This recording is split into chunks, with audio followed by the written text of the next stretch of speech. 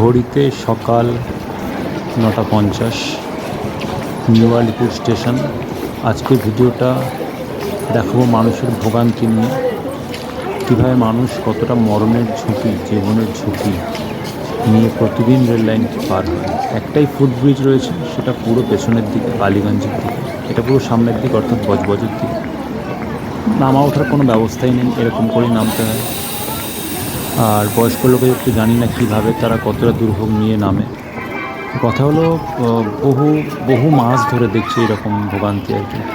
এই সিঁড়ি ধরে নিতে পারেন, এখান দিয়েই নামতে হয় লোককে। যার কোমরে ব্যথা, পায়ে ব্যথা, তার তো মানে দেখতেই হবে না। এই যেমন আমি এই যে নামলাম, রেল লাইন পেরোতে হবে। অ্যানাউন্সমেন্ট তো মানে দারুণ। আমরা প্রত্যেকেই জানি রেল ব্যবস্থা মারাত্মক, আমাদের খুব ভালো সার্ভিস দেয়। তো উইদাউট অ্যানাউন্সমেন্ট মানুষ গলে যায় তলা থেকে। এই যে বলছে ছেড়ে দিতে ট্রেন, আমি বহুবার দেখেছি।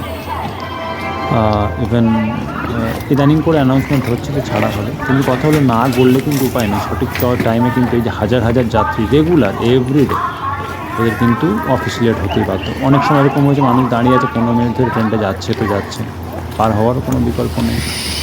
একটাই ফুটবে, সেটা অনেক পেছনে।